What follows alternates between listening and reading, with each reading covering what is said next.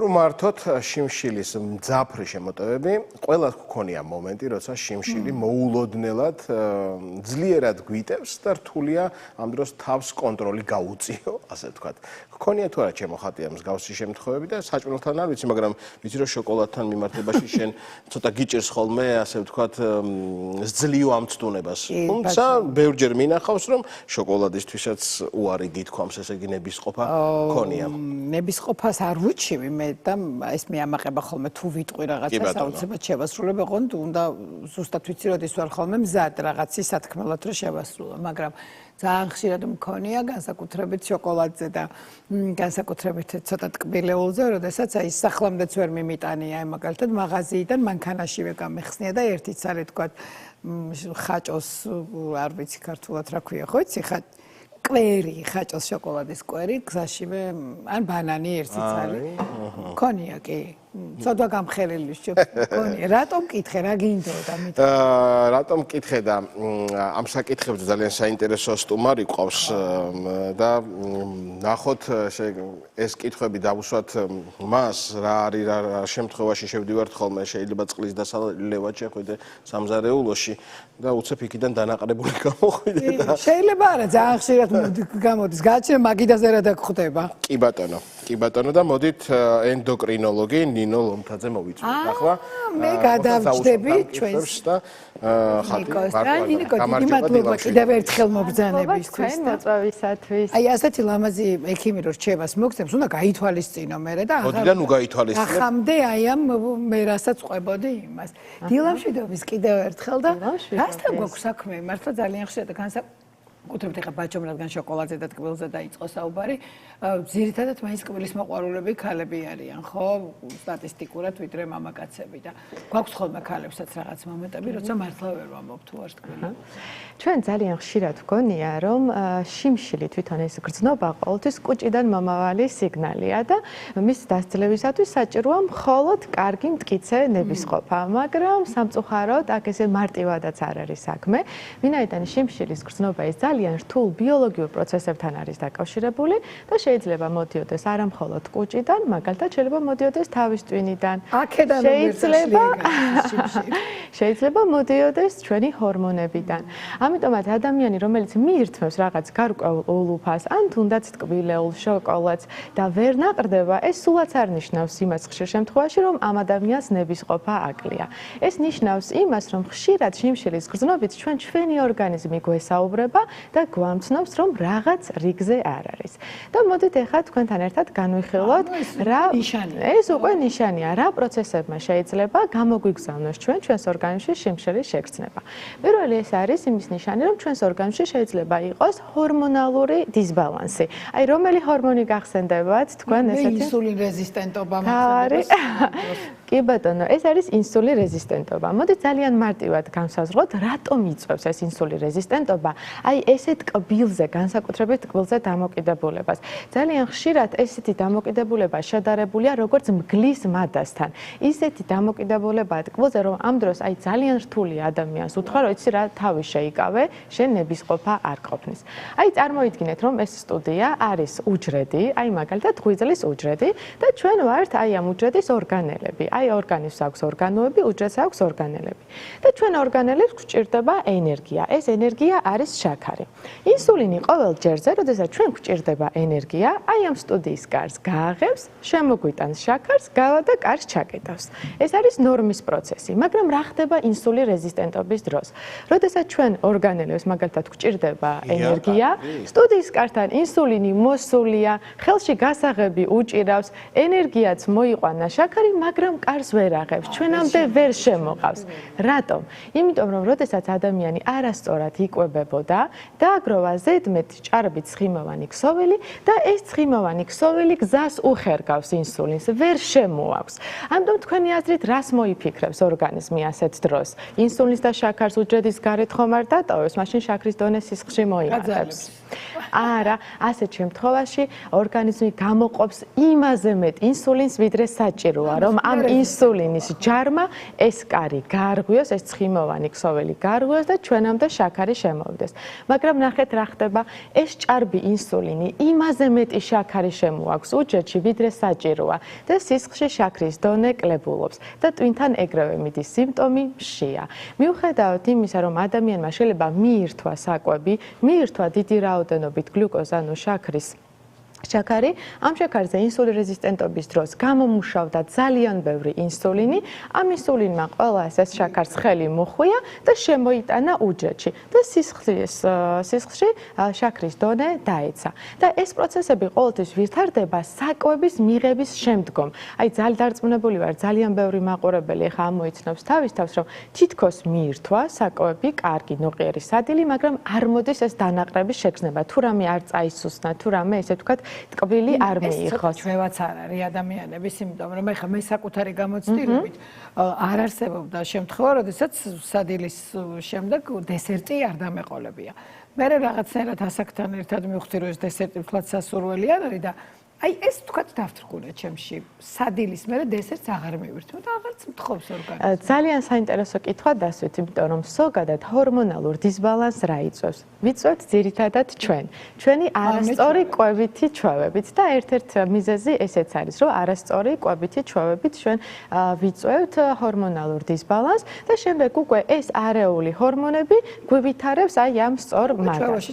აი მაგალითად ინსულინ რეზისტენტობა კიდევ სად ჩანს? აი თუ დავუშვათ კვებებს შორის დიდი შუალედია, აი ესეც დროს ადამიანებს ისეთი მოთხოვნილება ვითარდებათ ტკბილზე, რომ შეიძლება ტრემორი განუვითარდეს, აი გეგონება თითქოს აი ციუმაუფლმა დაასხა, ბინდი გადაეკრა, თავრუგადა და აი სწრაფად ჭირდება, რომ ოღონდ რამე ტკბილი მიირთვას. სად ჩანს კიდევ ინსულინ რეზისტენტობა? აი მენსტრუალური ციკლის დაწყებამდე ძალიან ბევრი ქალბატონი აღნიშნავს, რომ აი ისეთი გაძლიერებული მადა მაქვს, ისე ძალიან მინდება ტკბილი, რომ აი თავს ვერ ვიკავებ. ამიტომაც ჩვენ თითქოს რაღაცა ჩვეულად ვიღებ. არა, ყოველი მენსტრუალური ციკლი ეს არის სამზადისი ორსულობისთვის და ინსულინის დონე ამ დროს მატულობს, რომ ვაი და ქალი ორსულად დარჩეს, უკვე ყველა ჰორმონი მობილიზებული იყოს, მაგრამ იმ ქალს, ვისაც ინსულინ რეზისტენტობა აქვს და კიდევ ისედაც მეტი ჭარბათა აქვს ჰორმონი ინსულინის დონე სისხლში, მენსტრუალური ციკლის დროს ეს დაწყებამდე ეს პროცესი კიდევ უფრო მეტად მძაფრდება. ამიტომაც ასეთ დროს ჩვენ იმას კი არ უნდა მივმართოთ, რომ ძალიან მკაცრად შევზღუდოთ ჩვენი თავი, ძალიან მკაცრი რაღაც ზომები შემოვიტანოთ ჩვენი კვების რაციონში. ვიეჭვოთ, რომ ხომ არ არის აქ საქმე ჰორმონალურ დისბალანსთან და მიზეზით დავიწყოთ მკურნალობა და არა რაღაც ძალიან მკაცრი დიეტოთერაპია. ანუ ანალიზებით და ენდოკრინოლოგთან. ყველაზე იდეალურ შემთხვევაში, რა თქმა უნდა, ის ძალიან კარგი მიდგომა იქნება. მეორე მიზეზი, რატომ გშია? ძალიან გაგიკვირდება და შეიძლება ეს იყოს არასაკმარისი ძილი. ვინაიდან ჩვენს ძალიან დიდი მნიშვნელობა აქვს, ძალიან ხშირად ჩემი პაციენტები მეუბნებიან, იცით რა, მე მაინც მძინავს 8 საათი, შეიძლება 9 საათიც მეძინოს, იმიტომ რომ 12 საათზე გავიღვიძო, შეიძლება დავიძინო გვიან, მაგრამ არ ავდგე ადრე. ძალიან დიდი მნიშვნელობა აქვს ჩვენ როდის გვძინავს, ბიოლოგიურ საათს. ეხლა რატომ?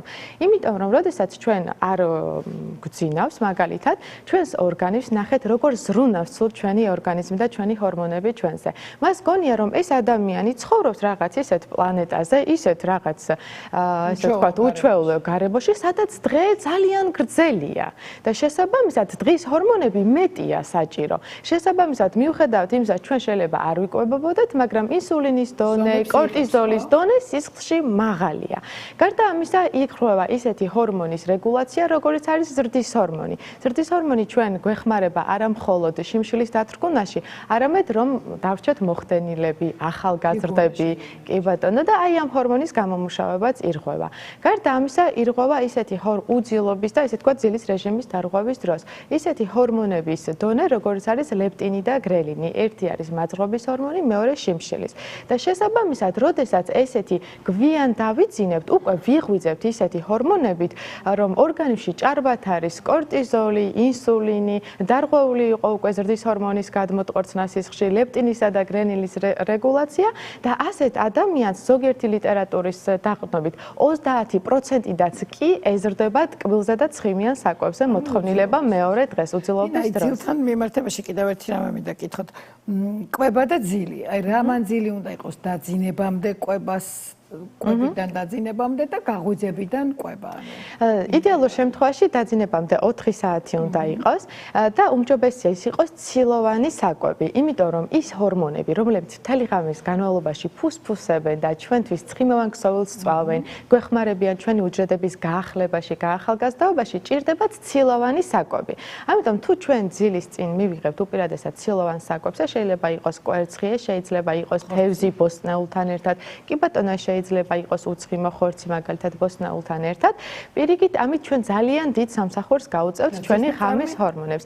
ძის ნაწარმი შესაძლებელია იყოს ხაჭო, თუ არ არის ლაქტოზის აუტანლობა ან რაღაც კუჭნაწავლის სისტემის დაავადებები, შეგვიძლია იყოს კი ბატონო დილას ძალიან მაინტერესებს დილის საუზმე უსთან მიმართებაში, იმიტომ რომ ამ ბოლო დროს მსმენია ენდოკრინოლოგებისგან, რომ დილის დაწყება ტკბილით არ შეიძლება. აი ვთქვათ, ყავა და შოკოლადს ხო ერთად ესე. ნამდვილად ეს არასწორია.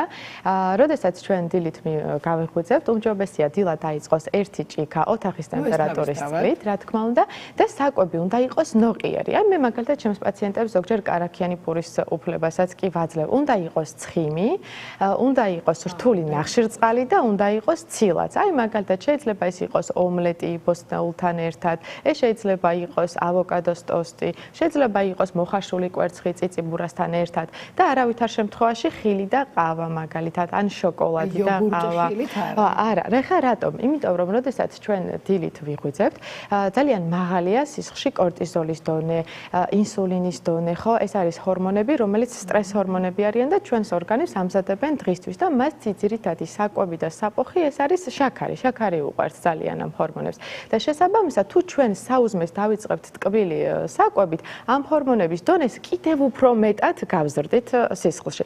და ნახეთ რა ხდება თუ დააკვირდებით, ის ადამიანები, ვინც დღის განმავლობაში აი საუზმეზეც და შემდგომ დღის განმავლობაში უპირატესად ტკბილ საკვებს ანიჭებენ უპირატესობას, ძალიან მალე შივდებათ, იმიტომ რომ ტკბილით მიღებული საკვები ძალიან მალე აღწევს პიკს, ანუ ძალიან მალე იწევს შაქრის დონეს სისხლში და შემდგომ ეს პიკი ძალიან მალევე უბრუნდება საწყის მაჩვენებელს და ადამიანს ეგრევე მალევე შეა.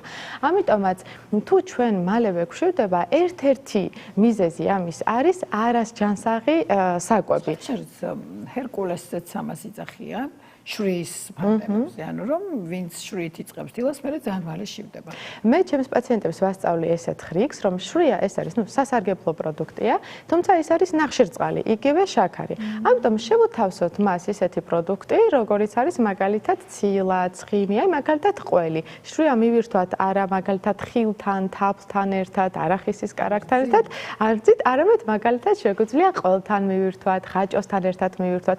რატომ? ეს არის უკვე ორი მიქსი. ერთი არის ნახშირწყალი, მეორე არის ცხიმი. ცხიმი ანელებს აი ამ ესე ვთქვათ, ნახშირწყლის შეწოვას, ათვისებას, შაქრის დონე ნელ-ნელა იწევს სისხლში და ენერგიაც უფრო დიდი ხნის განმავლობაში გრჩება. მაგრამ როდესაც ჩვენ მარტო შვრიას მაგალითად თაფლთან ან ხილთან ერთად მივირთმევთ, ხო? ნუ რძით კიდევ უფრო კარგი ვარიანტია, ხო? ამიტომ დავუმატეთ ცხიმი. მე უფრო გირჩევდით დილა დაიწყოთ უფრო ნოყიერი საუზმით. ეს იყოს მაგალითად კვერცხი, რომ მოამზადოთ. უფლებას მომცემთ დიდი სიამოვნებით დავიწყოთ კარაქიანი პურის ხიჟდები ისე მიყვარს. აი კარაქთან მიმართებაშიც რომ უთხრათ ჩვენს მაყურებელს, ზოგი ფიქრობს რომ პირიქით კარაქი უფრო ვთქვათ წონაში მატებს და გასუქების შიში აქვს. აი რამდენი გრამი კარაქი არის დღეში ვთქვათ? კი, ჩვენ რატომღაც ვგონია რომ ცხიმი ეს არის ყველაზე საშიში მავნე პროდუქტი და განსაკუთრებით ქალბატონები, რომლებიც მიმართავენ ხოლმე დიეტოთერაპიებს წონაში კლების გამო, აი ცხიმს პრაქტიკულად იღებენ და ეს არის ძალიან დიდი დანაშაული, იმიტომ რომ ცხიმი განსაკუთრებით ქალის ორგანიზმს ჭირდება, იმიტომ რომ ცხიმოვანი ქსოვილისგან შენდება ქალის სასქესო ჰორმონები და ცხიმში ინახება კიდევ ცხიმი არის საცავი ამ სასქესო ჰორმონებისა.